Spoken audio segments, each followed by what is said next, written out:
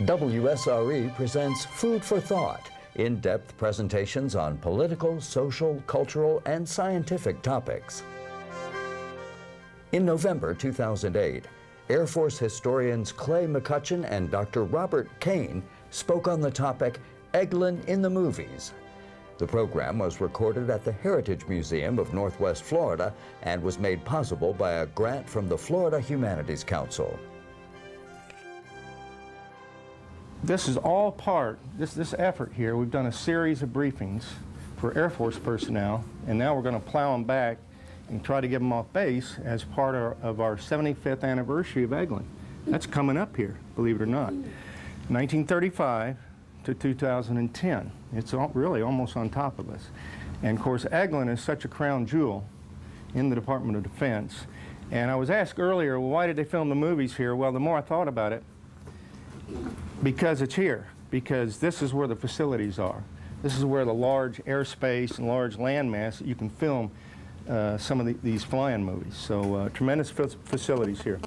Now today we're going to talk about 4 movies, and 30 Seconds Over Tokyo, 12 O'Clock High, Dr. Strangelove, and the Green Berets. Now the first 2 are all-time classics and still used. In fact, 12 O'Clock High is still used as a leadership school.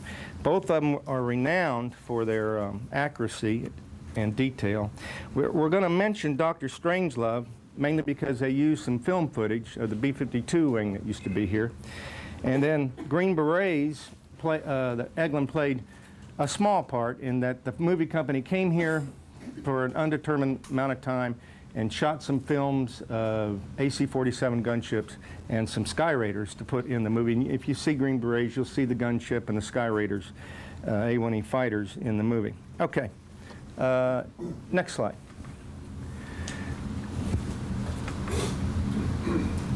Let's go back, Bob. And just recap. Can you go back? Or just leave it there and we'll go forward. Okay. 30 Seconds Over Tokyo. That mission happened here, and so when they decided to film it, they came here to film it because the facilities were here, and they could get the personnel. It was shot during the war, and of course the regular mission was going on. And so we had gunnery school, air-to-ground gunnery going on. We had test work. And here's this film crew. And they brought a bunch of B-25s in from the West Coast and sat them down here and actually shot that movie during wartime conditions. 12 O'Clock High was shot in 1949. And probably one of the primary reasons they shot it here was this was the only place in 1949 that there was a squadron of B-17s. And oh, by the way, southern Alabama, believe it or not, particularly around the Dothan area, looks like East Anglia in England. And that's where the story takes place. And 12 O'Clock High was shot at Duke Field, Florida, and over at what is now Fort Rucker, just before the Army reopened up Fort Rucker and turned it into the Army Aviation Center. So 30 Seconds Over Tokyo was filmed at Field 4. Now Field 4 is the airfield off the big east-west runway at Eglin. That was the B-52 runway. We'll go due west of that, and when you're driving up to the Ranger Camp, is anybody, you know, around Beale Street, right opposite the Air Armament Center Commander's driveway house, if you make a turn to the north and you go up to the Army Ranger Camp, you'll pass the entrance to Duke Field. It's right there. During the 70s and 80s, that's where they went out and blew all the runways up so the civil engineers could plug up the holes. So it's been used for years, and during World War II it was a gunnery school base, and it was ideal for shooting a film there. No classified stuff going on, and that's kind of a key, that they had to shoot these films where there wasn't that much classified going on. Okay, Dr. Strangelove. All we know is that we're going through it, and for years I've watched that movie, and at the end you see the B-52s coming in over the Russian coast. Well, it's a white coast, but it's destined, is what it is. See? And they had this film, the company was looking for some film footage of B-52s coming in over the snow, and they got B-52s coming over the white sands of Destin. And hey, that looks like Russia, so let's use it. And then, of course, Green Berets, they needed the Air Force Special Ops part of that movie, and they came to Hurlburt to shoot it. Next. Okay, let's talk about 30 Seconds Over Tokyo. A very serious movie, very accurate, set records for its day and time for accuracy, and based on the memoirs of Ted Lawson, one of the pilots during the raid, and he worked in the early part of the development of the movie. He was part of the team putting it together as an advisor, and then he got orders. You know, there's still a war going on, and so they brought in his co-pilot to act as a technical advisor, and he did a great job, but then he got orders, so he had to leave. So that, you know, the war was still being fought. The book was published in 1943. The movie was filmed at Aux 4 in 1944. Spencer Tracy was Jimmy Doolittle. Van Johnson was Ted Lawson. Now, Van Johnson had just recovered from a horrible car accident when he came to film this movie. And in the movie, you actually see him kind of beat up, and he's got, looks like scars on. Those were real, because he was in a horrible car accident just before the filming of this movie. He was in the movie, a guy named Joe, about a fighter pilot, then got in a car accident, and he turned right around and filmed this movie. Okay, Robert Mitchum, you'll see in, he's Lieutenant Bob Gray, co-pilot for crew number 3.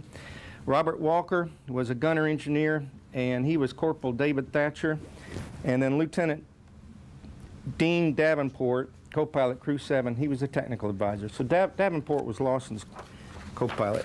Okay, Bob, let's see if we can build this. Okay, here's crew 7. This is Lawson. He's the guy that wrote 30 Seconds Over Tokyo. And here's Davenport, his co-pilot. He later was a technical advisor. Now, this is an interesting picture. This is a Doolittle crew on the actual carrier, and they're getting ready. They've been briefed. They're out of sight of land. They're told what they're going to do. And oh, by the way, we want to get pictures of every crew.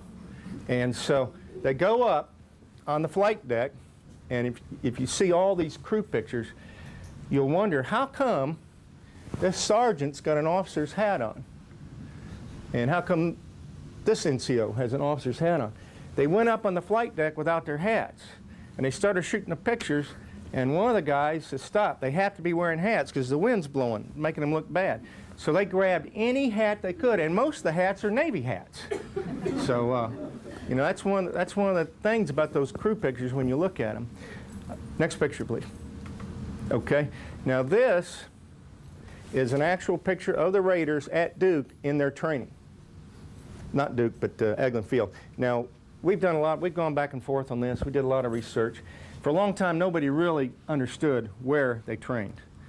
The official histories written by Lieutenant Angel said they trained at Field 1, and we lived by that for a long time. And then we found an accident report recently that they crashed one of their airplanes. You know, doing short field takeoffs is dangerous business, and they actually had a crew lose an airplane, and it crashed at Duke Field, Eglin Aux 3. We had the actual accident report, so we know they trained there. And I think you're familiar that we did some folks did a reenactment of the Doolittle takeoffs at Duke here a while back. And then, Field 5 surfaced someplace. And then for years, as a kid growing up in the local area, I was always told, oh, the Doolittle Raiders trained at Hurlburt. Well, that's impossible, because the Doolittle Raid was in April of '42, and we got the records say that Hurlburt they didn't start construction on Hurlburt till 1943. So we knew that rumor was not true. Okay, next picture, please. Now here's a picture of the Doolittle B-25s. We've kind of sorted this out. This hangar is still in existence at Eglin. This is the J-Primes hangar. And so we're getting ready to probably nominate it as a very historical landmark. That's where the mods were done. And that's the advantage of Eglin. It had all the stuff to mod airplanes and people. We had these tremendous labs and technical support facilities. So they brought the special mission B-25s in, and they stripped them, and they put fuel tanks in them and did all kind of exotic stuff. I worked on the armaments and everything. That's where they put the famous tail guns in.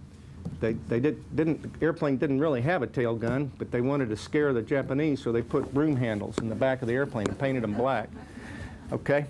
And that building's still there. We're going to go probably try to preserve it here. Next.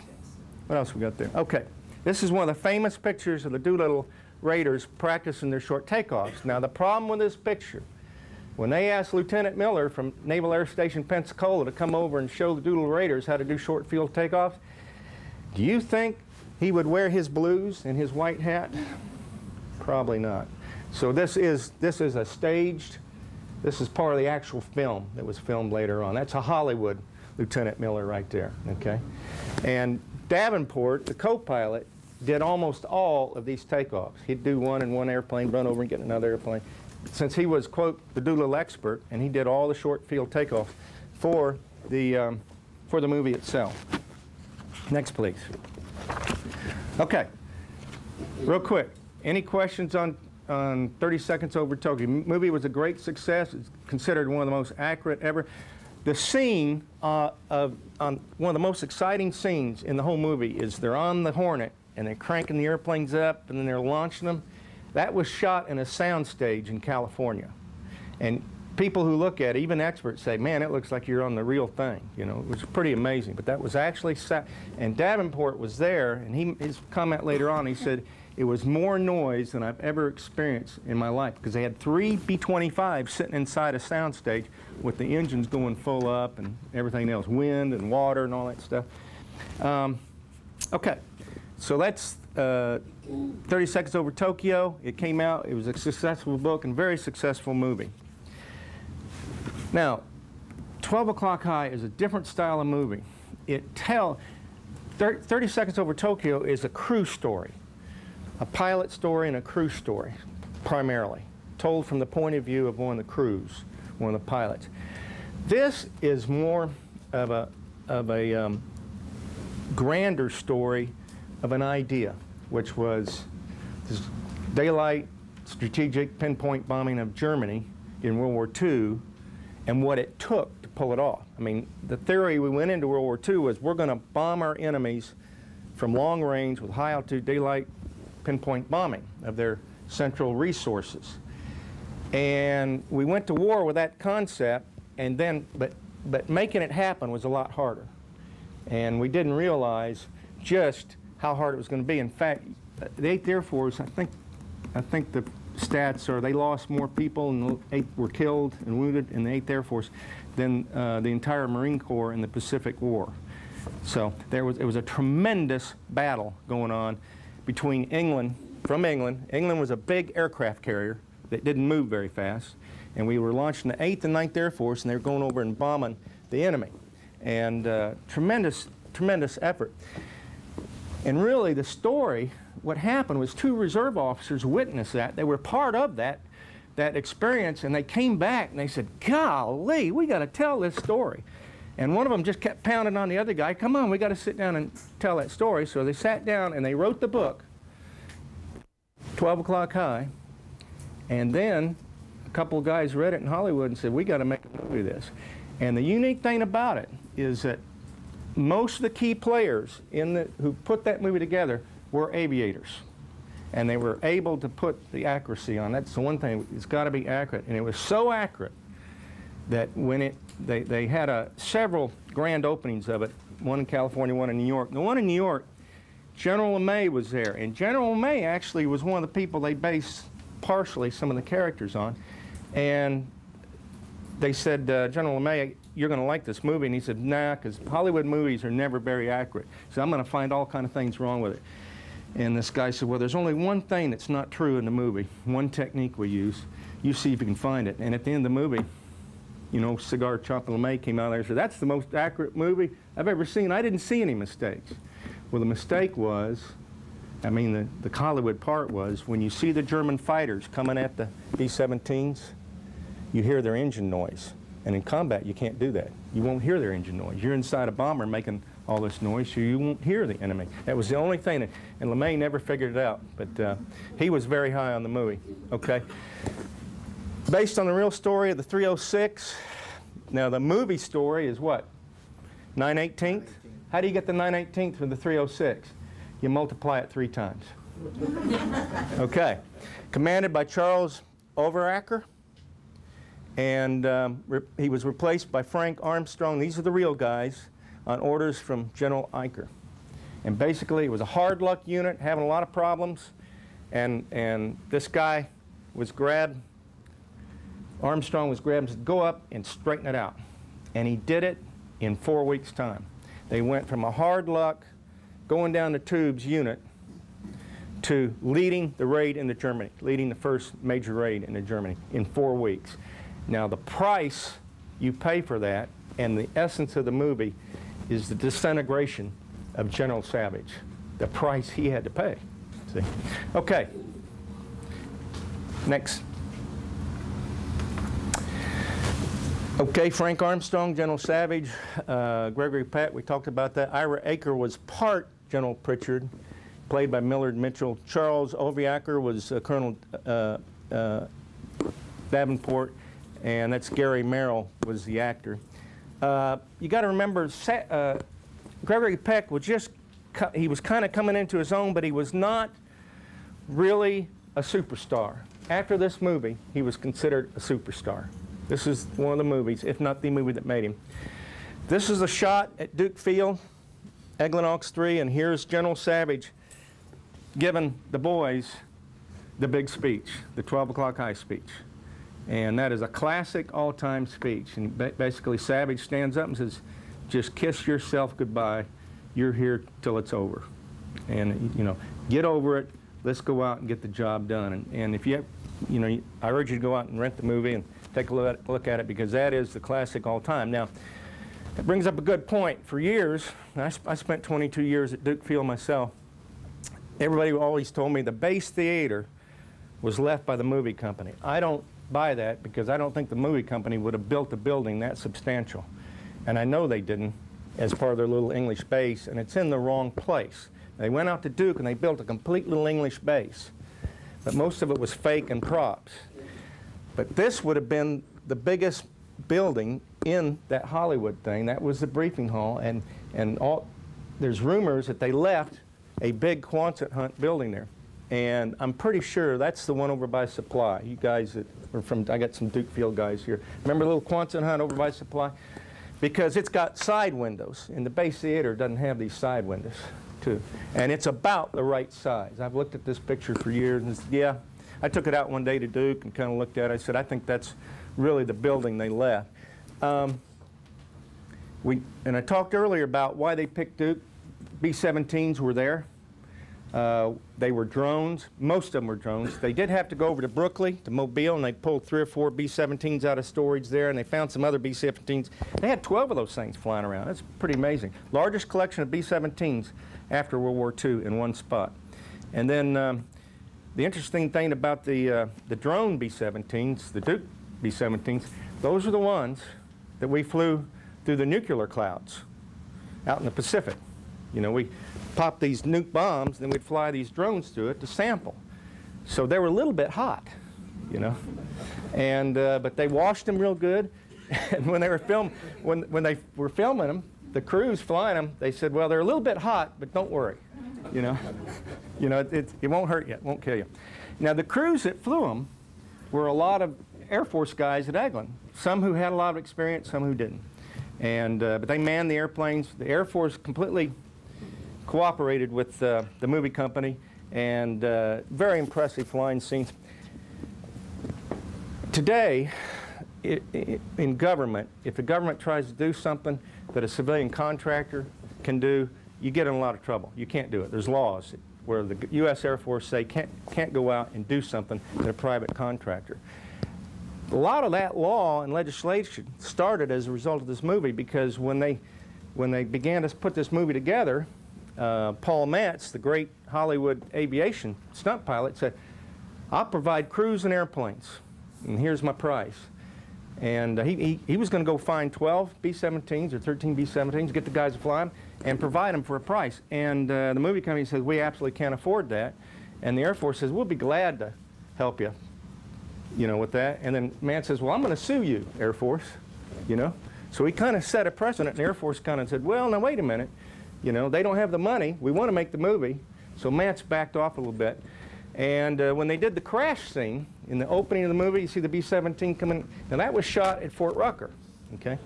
But Paul Matz was invited to do the crash scene and make his money. Now he was going to fly the camera ship. He flew the camera ship at B-25 for all the aerial scenes. And the deal on the crash scene was initially they asked Mance, well, what are you going to charge us? I'm going to charge you $5,000 to do that. $5,000 in 1949 was a lot of money. And the director says, can't afford it. He says, wait a minute. And he turned around to the GIs here at Eglin and said, who wants to crash this airplane for? I'll do it for $500, you know. So all these airmen that were flying the airplanes, and of course, again, an Air Force person can't do something a contractor could do. And so finally, they worked it out. Mance did the crash scene for about $2,500. And he's very meticulous, this guy, and he laid it out. It was like a scientific thing. He comes in and does a beautiful job. Now, there was a rumor that Gregory Peck rode with him. Not true at all. That's complete rumor. And he bellies in, and the only thing, he was supposed to slide through some tents, and you see that. And what happened was there was a metal pole, despite all their scientific, you know, concern and everything. They worked and got this all down. A metal pole almost came through the cockpit and got old Paul Mance. So, you know, when you're doing this kind of work, it's pretty dangerous. Yeah. Just two trivia points of information. First of all, 2 years ago, the program officers that did the weapons acquisition converted to numbered units. And one of the numbered units, totally by coincidence, was the 918 Air Armament Systems Group. And the lineage goes back to a troop carrier wing in the early 1960s. But we still get the commander and people keep saying, well, we have a lineage heritage back to the 918th. Yeah, they think they're the 12 o'clock high guys. They think it was a real live World War II unit. And a second point of information was the original commander, Colonel Overacker, after he got fired, General Aker put him on his staff in England. But he ticked General Aker off on something, he published something that he wasn't supposed to, so Aker fired him again. And where do you think where he sent him to? He came back to the United States, came back to the Eglin area, where he was appointed commander of the electronic test group over at what's now Herbert Field. Yeah, so it's a very small circle, these things happening all the time. Another thing, throughout the movie, look at this gear they're wearing. Heavy gear. When they filmed the movie in April and May. And one of the problems was they were sweating so bad that the makeup guys were out there constantly trying to keep the actors cooled off. That was one of the issues. Okay. 12 o'clock high, basically they used Fort Rucker because initially it was overgrown and abandoned. That scene where the guy, Jagger, is riding his little bicycle after he finds the mug, the Toby, and he parks it on a hedgerow, that's Dothan, Alabama. And he walks, you know, onto the abandoned airfield, and he's looking at all this stuff. Okay. These are real. Current pictures of abandoned airfields in East Anglia, England today. Yep. And we've put them just to give you an idea of the type of runways that they were looking for when they went to film the movie. And that says a lot. The director, King, was an aviator. And he flew all over looking for the right scenes. He spent hundreds of hours researching the right areas to film this movie. Okay, next. 12 o'clock high. We talked about the use of Eglin's B-17 drone squadron, and they had a couple others. Now, where do you think they got the B-17 they crashed? Did the Air Force give them one? For years, I've read, well, yeah, they did. But I also have read since then that there was one in storage. It did belong to the Air Force, but it was considered a write-up, so they doctored it up and did the crash scene with it. So that probably makes more sense. The drones were being used. They were working airplanes, so you didn't want to bang them up. They had a lot of use in those days. Okay, one thing you'll notice in the movie, the triangle A on the tail. And you'll see this in a lot of World War II B-17 movies. What does the triangle A mean? Well, that's how they identified different bomb groups. And that's the symbol of the 91st Bomb Group that was at Bassingbourn, England in World War II. And the 91st was one of 3 original bomb groups, American bomb groups, that showed up. Now, the period, you know, the Japanese bombed Pearl Harbor in December of '41. We're getting ready to go in, you know, that winter, spring, summer of '42. These guys began to show up in England in about the summer of '42, the fall of '42. And by '43, they're starting to get blooded, okay? And what you're seeing in the movie, that story, is that initial cadre, those initial 3 and 4 groups, getting blooded, and they're starting to push out beyond their fighter escort, and they're really taking some significant losses. Well, that Triangle A marked the different groups, and they also filmed a movie, a real documentary, and it's a classic all time, called Memphis Belle. The World War II Memphis Belle is really something to see if you get a chance to see it. And of course, here's the Memphis Belle crew, and here's the Memphis Belle. And here's Shoo Shoo Baby that was in the same bomber group with the Triangle A. Well, they picked Bassingbourn because it was close to London and it was a permanent base. Most of the American bases over there were temporary bases, but this was a Royal Air Force Base built in the 30s, and it had brick buildings, and it was warm, and it was comfortable. And anytime the Army sent VIPs or public affairs people or movie people someplace to take pictures, a lot of times they sent them to Bassingbourn because it was close to London. And they'd get up there, they could be comfortable, they could shoot their pictures and go home. As a result, a lot of our World War II footage has the Triangle A on the tail. And so that's why you see in Hollywood a bunch of movies with the Triangle A on the tail. Next picture, please. Okay, here's basically, this is what a real English control tower looks like at Thorpe Abbott's. Next picture, please. I think that'd be a lovely design for a house. Wouldn't that look nice? You know? And then here is the front of the Duke Field English control tower that's built out at Duke Field. And I'm pretty sure, I think I've pretty well pinpointed where this is. I mean, it's my personal opinion. It's on the south side of the original parking ramp out there is where they built their little English base. And that would put the Quonset hut right there in that area. Okay, here's your, this is where the commander would get up there and wait for the airplanes to come in. Next picture, please. Now here is the backside. See the movie set and see the F-84 jets sitting out here? So it was truly Hollywood. And this is just, and the movie company had to guarantee they would tear everything, they build everything, then tear it down. That's what they did, except for the one Quonset hut. There's a lot of, these movie companies are like a military organization. They got to deploy, they got to do the hit, do the mission, and then they got to pick everything up and redeploy. So there was a lot of, they understood each other in shooting this thing. There are a lot of legends and stories about the actors, you know, in Fort Walton Beach and Crestview and going around. I've seen pictures of Gregory Peck, you know, in different areas in 1949, different restaurants. One of the problems during 30 Seconds Over Tokyo is all the actors are wearing uniforms. It's wartime. Everybody wore uniform in those days. And the actors were told, you're going to wear your uniforms.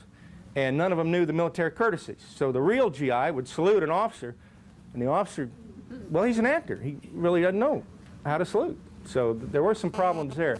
And a lot of them stayed. In fact, I think Gregory Peck stayed at Bacon's by the Sea.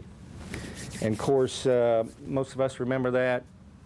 Somebody remember Bacon's by the Sea down in Mary Esther on Highway 98? Okay. Then it was Cash's. Well, it was behind Cash's, and it was an Asian place for a while. Also, the Valparaiso Inn was actually where the crews for 30 Seconds Over Tokyo, the married guys stayed with their wives, and they actually filmed in the Valparaiso Inn when they did 30 Seconds Over Tokyo. So that's pretty neat. Oh, your homework assignment. Phyllis Thaxter, the wife in 30 Seconds Over Tokyo, Ted Lawson's actress wife. Who was she and whatever happened to her? Have you ever seen that? I mean, Phyllis Thaxter, she's the actress that played the part of Ted Lawson's wife in the movie 30 Seconds Over Tokyo. Wonderful actress. And after that, you don't see her too much. It makes you wonder, well, whatever happened to her? Okay. Next picture, please. Okay. Here's Paul Mantz. We talked about him. Belly landed. About now, he just went through that steel pole that almost got him. He's sliding through. And again, here are your crews out here in very hot gear. And another thing, see the water right here? They'd get the fire trucks out there and hose everything down to make it look like wet England. You know, make it look like England. You'd get out there and spray water all over, and then they'd start filming and hope most of that water didn't evaporate. The one thing they were concerned about was how do you hide all the longleaf pine trees, you know? So they said, we'll just press, you know? And so that is one thing. You can see the long leaves, and you realize that you're probably sitting at Duke Field or someplace on Eglin. Now, this is a classic picture. This is Gately, Colonel Ben Gately, and he was commander of the leper colony. And that was, you know, in General Savage, as part of the story, when somebody didn't meet his standards, he fired them, whether they're a pilot or co-pilot or navigator or gunner, and he put them in the leper colony. That was part of the realism. And GIs who went through that, you know, had seen the very same things, so they plugged that sort of thing in. Okay, let's see what we got, Bob. Now, remember, when I was growing up, this is what I watched as a 14-year-old. 12 o'clock high on TV. There was a TV series between 64 and 67. General Savage was played by Robert Lansing, and later he was replaced, and Joe Gallagher came in as Colonel Joe Gallagher. And the ironic thing is Gallagher played a captain in the pilot series, so it was a little bit confusing in the second season or so when he shows up as a colonel. Well, promotions were pretty fast in those days, you know, if you're in the right spot, right time. And again, here's the TV version with the triangle A on the tail. Okay, Piccadilly Lily. And by the way, how many ways are there can you spell Piccadilly Lily? Seriously. You'll probably, if you see these movie airplanes, it's probably spelled differently 2 or 3 times. It's the way it happens. It just changes. Piccadilly Lily was painted on the side up here. And this is the shot there in California. That was their, quote, English base. Next picture, please. Okay. Any questions on 12 O'Clock High or 30 Seconds Over Tokyo? Very serious movies. I don't know that I'll have the answers, but we'll help. It's not a question, it's a comment. Yes? I remember when Gregory Peck came out and the whole gathering up in Crestview, welcoming here. Oh, yeah. Can you imagine? That would be big doings in Crestview, or any place, really. You know? I mean, what a great... you know, the truth of the matter is, you'd be amazed the number of VIPs that were through Eglin in World War II. They were coming through all the time. And then a lot of times they would put them at the Valparaiso Inn or they'd put them at Bacon's by the Sea. In those days, Bacon's by the Sea was a world-class place. So was the Valparaiso Inn. So that's where they put a lot of the VIPs. Next.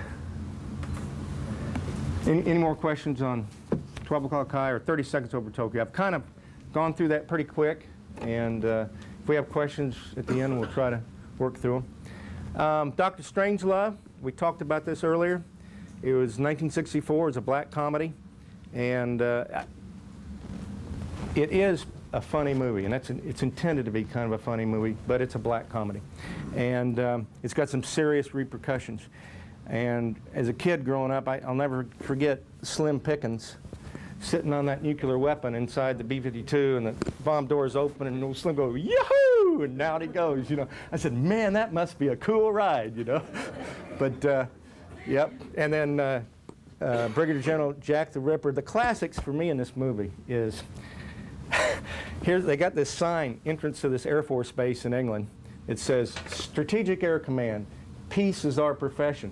And all these ground troops are running by it, shooting guns and everything. To me, that was pretty ironic. But, and then they had the English actor, Peter Sellers, was a classic. He really did a great job in the movie. And 4 Oscar nominations. 12 O'Clock High had, I think, 6 Oscar nominations, but 1 Oscar, and that was for who? Can somebody tell me? Who got the Oscar in 12 O'Clock High? Merrill. No, it wasn't Merrill. And when you looked at the movie, you realize this guy blends in. You think he's the real guy. The air exec, the old retread, the World War I pilot, Jagger, who was working as the air exec. You know, he was the older guy that was trying to keep the commander, you know, on center all the time. He had a hard job. You know, he had these 2 fireball commanders, and he's got to try to take care of them as best he can, and they both were very different guys. And he loved both of them. He grew to love both of them. He wasn't too sure about Savage at first, and then he realized what Savage was doing. When they had, you know, you have this hard luck unit, and 4 weeks later, you got people lining up in sick call, avoiding flying, and then 4 weeks later, you got sick ones, you got chaplains, you got lawyers, everybody trying to get on a crew to go. So in 4 weeks, he did a pretty amazing thing. He was the first appearance in the movie. He was the first, right? Jagger, yeah. He's the guy that was in England as a lawyer, and he finds the Toby. And he says, that Toby needs, which is a beer stein, kind of. And it's got to go to, back to the airfield. So he goes back there and finds the airfield and sets it back up. And the key to the Toby was in the club where all the air crew were, if they had a mission the next day, how could they tell the guys, particularly if they had their civilian friends there, hey, we got a mission tomorrow. They had the Toby sitting up here, and they would turn it face toward the crowd, face out that they were going to have a mission. And what Jagger would do, he'd walk up and just turn the Toby and then walk out, and pretty soon everybody'd see it and they'd start drifting out and telling their English buddies, well, it's late, I got to go to bed, you know. But that was the story on the Toby. You can actually get those Tobies. They have them, 12 o'clock Tobies. Okay. And again, on Dr. Strangelove, the thing, here's my favorite Slim Pickens. He's riding the nuke down. And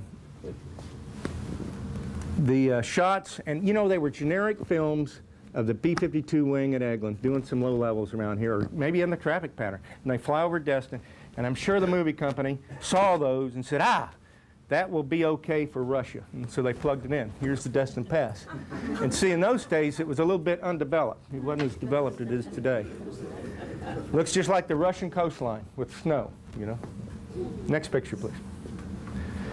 Okay, 1968, and movie about the Army's Green Berets during the Vietnam War. And of course, it had David Jansen in it, and Jim Hutton. And very strong pro-Saigon and anti-war, very anti-communist and pro-Saigon counter to the anti-war sentiment in the U.S. And again, what they did at Eglin is they brought some film teams down. They got some shots of the AC-47. Now, they might have done more, but it probably ended up on the cutting room floor. And then they had some of the Sky Raiders supporting, Sky Raider fighters supporting the AC-47. Here's the Sky Raiders. They would have filmed at Eglin. Next. Here's the AC-47, Puff the Magic Dragon. Of course, Hurlburt was busy in 1968 training these guys. So, you know, come down, we'll just show you some training shots. You can use that in your movie. Okay. Next. We're getting close. Now, questions. Let me show you some sources. Bob did most of the research. You'd be amazed what you find on the internet. You've got to be careful about the internet, though. There's a lot of inaccuracies. We use the Eglin history, the actual formal history for some of this stuff. This is one of the better books on it, and it has both 12 o'clock high and 30 seconds over Tokyo on it. It really goes into detail on them. It's called Celluloid Wings. You might want to try to get this book if you're really into this. The problem is this book says that 30 seconds over Tokyo was filmed at Field 9. No, it wasn't. Because Field 9 had a bunch of classified stuff going on at Hurlburt Field. And they wouldn't put a movie company at a place in World War II with a bunch of classified. And primarily, the classification was radar. We had all those English scientists over here, and they were living in the Florida Inn, so we called it the Florida Project. And we were doing air-to-air and air-to-ground radar work over there. And of course, the Florida Inn was that classic inn that was down there in the 20s and 30s, and used to be the old officers' club at Eglin. And it's since been, it was right where the current officers' club is, just about where the parking lot is. And the Brits were in the Florida Inn, so I know they wouldn't have done a movie there. So that some guy got his wires crossed. We have actually, well, Bob and I were talking about this. We've actually talked to veterans. We've heard Doodle Raiders say, "Oh yeah, we trained at Hurlburt Field." You can't train at Hurlburt Field. Hurlburt Field wasn't there when they practiced for the raid. And you think about it. So much going on. You show up at a very remote location. Think how remote this area was. These long roads, most of them sandy and dirt. You have your shovel and your change and your blankets to get your car out of after they get hung up in the dirt. And you drive for miles, and there's just trees towering above you, you know. Well, how would you know you're at Hurlburt or Field 3 or Field 1? Or, I mean, it'd be very difficult. Let me tell you. There's a plaque on the road that cut off the Bethuniac over there on the right-hand side. Which field is that? That's Field 1. That's Wagner Field. Bob Kane did that plaque. Project in April of 2006. Senator Bill Nelson has a history spot for a friend who talked to our commanding general at the Air Force Material Command why there wasn't a plaque to the Doolittle Raider, so that became a project for us for the open house, but put together before the open house in April of '06, and that's what the plaque is for. Subsequent to that, we found the accident report where one of the Doolittle planes had crashed on takeoff at the field. When we look at the historical, most of the material that's written about the Doolittle raid, they'll say field 1 or field 3 or several fields. Occasionally you'll run on the field 9. And even the raiders themselves are, I won't say confused, but yeah, I can say, like Mr. McCutchan said, when you put it all together, it was a lot more remote back in '42 than it is now. And even now it's difficult to find and notify which field is which unless you have a map to show it. So you can imagine these guys flying in, they're here for a couple of weeks, they're doing a very intense training, and the least of all is what field they're flying out of, as long as they know they're flying and landing and taking off on something. And because at the same time that they're doing their practice, some of their airplanes are being modified here at Eglin, Maine. One thing we know they didn't do, we know they didn't do the short field takeoffs at Eglin, Maine. Why? Because that was classified. In fact, they were going to try to get a B-25 off in 350 feet, 400 feet. That was classified. So they would come in and do normal patterns at Eglin, Maine, and they'd go out to the remote auxiliaries to do their practice work. There's a strip at Hurlburt, a diagonal runway made out of PVC at one time. Some of you older guys probably operated off it. It was called the Doolittle for years. And I was talking to one of the vets one day, and I said, how do you in fact, Mr. Mason, the command historian, Air Force Special Ops Command at Hurlburt, he was right there. He said, how come people think the Doolittle Raiders trained at Hurlburt? And this guy was a Raider, and he said they didn't train at Hurlburt. But Doolittle came back several times during the war, and one time he couldn't get into Eglin, and the rain was beating everybody up, a terrible thunderstorm. He came over here and he landed on that PVC runway, which was real short at the time. And so all the GIs began to call it the Doolittle Strip. And pretty soon you got this legend that Doolittle trained at you know, George Washington cut down the cherry tree, and we can't stop it, you know. Some people would say, well, I know it was field 4 where they trained because I saw the lines painted on the runway. They were there. The lines were painted on the runway, but they were painted in 1944 so they could do the movie. Yeah. They weren't there when they were out here doing well, and also, I think they painted them on several auxiliaries. The lines were painted so that they could do their short takeoffs. Not all the short training was done on just one auxiliary, so. Okay, yeah. Are you aware of the monument plaque at the original location of the Eglin base operation? Yeah. Yeah. Maybe some of these folks would like to. Maybe some of these folks would like to know about that and know where it is. It's over by the fuel pits. You got a chalkboard? Sorry, okay. Here's Eglin, right here. North, east, west. Big runway today, and most of the airfield is right here. Well, over here, there's an L-shaped old runway, and it's now a taxiway, but that's the original part of Eglin.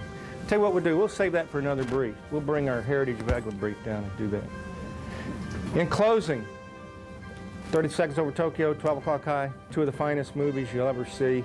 And boy, I think we got our bang for the buck, because we still use 12 O'Clock High as a leadership. For example, a lot of civilian companies use 12 O'Clock High to teach leadership to their executives, because all the leadership issues are there.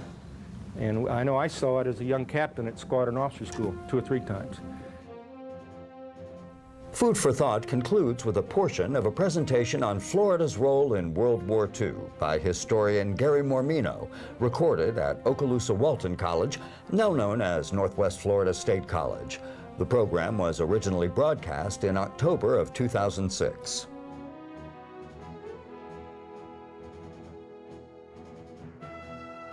My study of World War II is driven by both personal and professional reasons, I think. On a personal level, I saw the impact World War II had upon my father and his generation. And it's a little sobering at age 59 to think back when I was very small, how all of his friends were all 20-something World War II vets. And they're now 80-something World War II vets. And all you have to do is look at the obituary pages of any newspaper in America, but especially Florida, and every day you'll see a half a dozen or more World War II vets. The statistics are numbing. Now it's about 1,200 World War II vets every day. In fact, so many World War II vets are dying. They're using cassette trumpet for the taps. There's not enough Army buglers anymore for taps. Several of the military cemeteries in Florida are filled, in fact. They're building a new military cemetery in Broward County.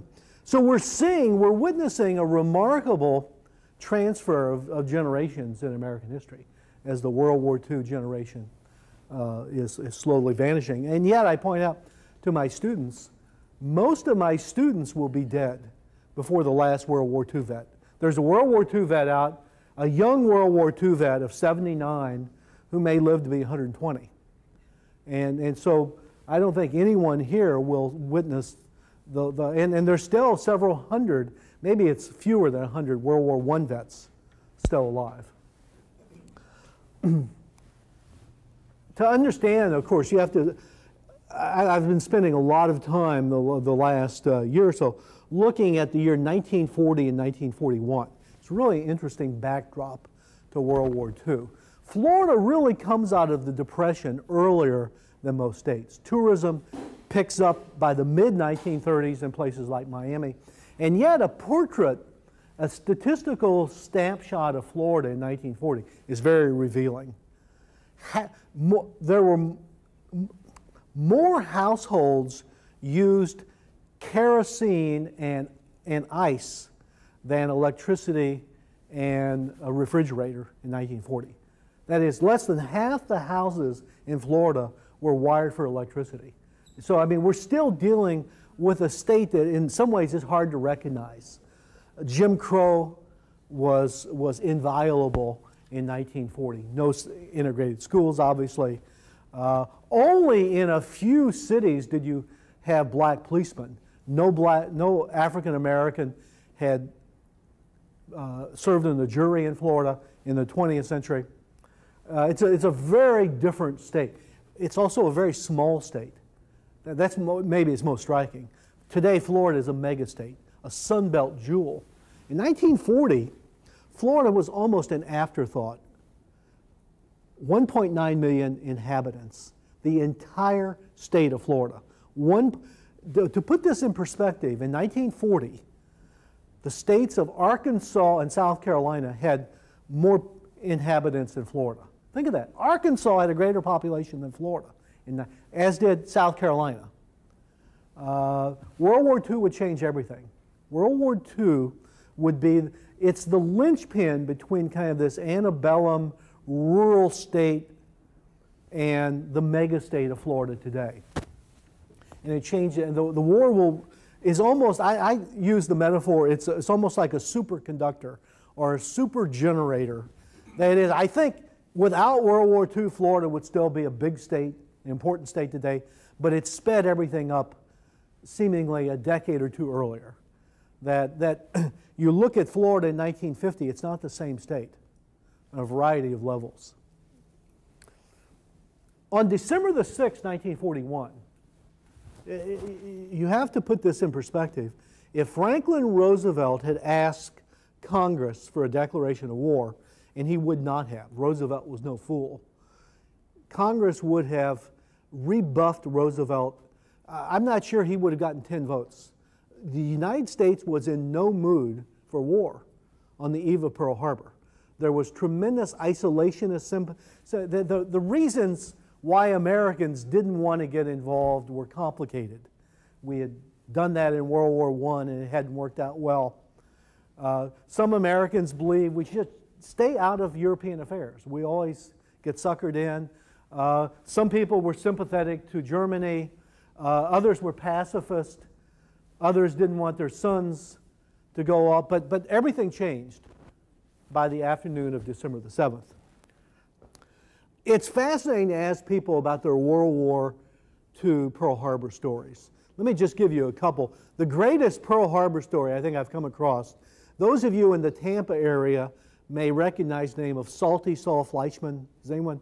He became one of the first TV sportscasters, and he always wore kind of a Greek fisherman's hat, and he had acquired the name Salty Saul. In 1941, he was a radio broadcaster, sports broadcaster, for the largest station in Florida, WFLA.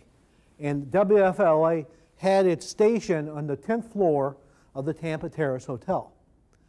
And because he was Jewish, he worked Sunday afternoons. And he hears they're playing, Kate Smith is playing on CBS. She's singing, and we now interrupt this broadcast with a special announcement. And the announcement was rather cryptic. The announcement said, John Daly said, planes with Japanese markings were seen strafing the airfields at Hickam Field, and he pronounced it Oahu. I mean, most Americans had never heard of Pearl Harbor, let alone Oahu. And Salty Saul saying, what in the world does that mean? And he said, I was a sports bro. I didn't know anything about Pearl Harbor. So he puts it, and you have to realize there were no correspondents in Pearl Harbor. So the broadcast all went back to playing before the interruption. So Salty Saul goes down to the lunchroom. He's having a cup of coffee. Who does he run into but General Clarence Tinker, who was the commander of MacDill Army Airfield in Tampa. Tinker is a larger-than-life figure. He is a full-blooded Osage Indian from Oklahoma who was now a general, and he was a big man. And he said, and he was an avid fisherman, so he knew Fleischman. He said, Salty, any good fishing tips? Salty said, no. He said, well, any news today? He said, well, I heard that the Japs were strafing Hawaii. And Tinker spits the coffee out of his mouth and said, son, this means war. And he speeds off in his Jeep. And what's interesting is the postscript to the story. Tinker will become the first American general killed in World War II. He will die at Midway just a few months later.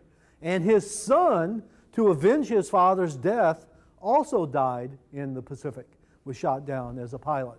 Salty Saul becomes a Coast Guardman, and the rest is history. The other story I have was from a couple who were married Pearl Harbor. What an auspicious wedding beginning. And you have to realize this is not like 9/11. 9/11, was there anyone living in America who didn't know about 9/11 an hour later?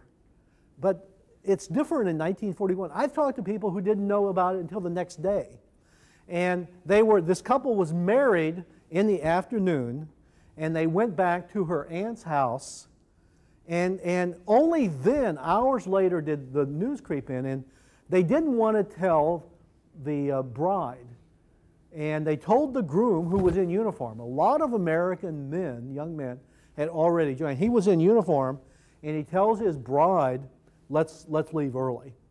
She had no idea and she told me her dream was to have just got married and dragging tin cans downtown Tampa.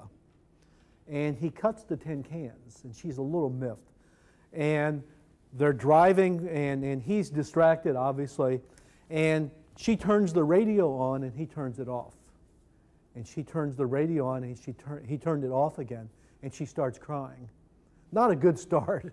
And she told me, my mother always said, men change after they get married. And she figured, oh my God, this is an hour. And he tells her, and of course she starts crying, and they run into a military officer on Gandy Bridge. And he said, son, you're in uniform, you've got to report for duty. And he said, listen, I just got married. He said, listen, take off your jacket and don't tell anyone you saw me and get. And they honeymoon on Indian Rocks Beach. The next morning there was a report to duty telegram under the door. And there's such a poignant story. They drive to Camp Landing in, of all places, Stark, Florida. And she's waving goodbye and crying, and he's got his uniform on. And she said he literally melted into a sea of khaki. There were thousands of men reporting for duty. But Pearl Harbor wasn't just the beginning of the war. It was a moment of singular intensity that everyone remembers where they were. The question I always get, the parallels between 9/11. Yes and no. Sudden attack. Americans were galvanized. But it's not a good comparison in other ways. Pearl Harbor, you can talk about the Japanese treachery, but it was a military target. And the Japanese had declared war, even though the declaration arrived late. But it was a military target. And unlike the movie Pearl Harbor, Japanese pilots didn't strafe any nurses running down the runway. And maybe more importantly, we knew who the enemy was, Pearl Harbor. And we knew what had to be done to win the war. When Japan surrenders, we win the war. 9/11 is murky. You know, how will we know? So it's not a good. There's some parallels, but it's not about the same number of casualties. Interestingly enough. How did the war affect Florida? Well, first of all, Florida becomes a citadel. And in some ways, there are some parallels here. For instance, Pensacola had been a fort since 1821. Pensacola and Key West go way back. You have to put this in perspective. In 1911, the plug at Pensacola had been decommissioned and only recommissioned when World War I broke out. So Pensacola had this long tradition. But in places like Tampa, there had been a fort there had been decommissioned. There had been a fort during the Spanish-American War. It had been decommissioned. Most of this is new in Florida. Florida becomes a very attractive place for the military. From just a handful of military installations, the sheer number rises to 177. Some of them are postage stamp. There's actually there's a Naples bombing range, but there are mega bases. Eglin is one of the best examples. Eglin is an interesting story because it isn't just after Pearl Harbor. Eglin has pre-Pearl Harbor roots. Eglin is actually commissioned in 1937. To understand places like that, you have to understand the New Deal. New Deal often commissioned runways, and in this sense, it was named after a fallen pilot, James Eglin. Pensacola was already there. But MacDill, for instance, MacDill is authorized in 1939. It becomes a huge Army Air Corps facility. For the most part, in North Florida, it's naval air. Northwest Florida benefits immeasurably from the presence of a young freshman congressman by the name of Bob Sykes.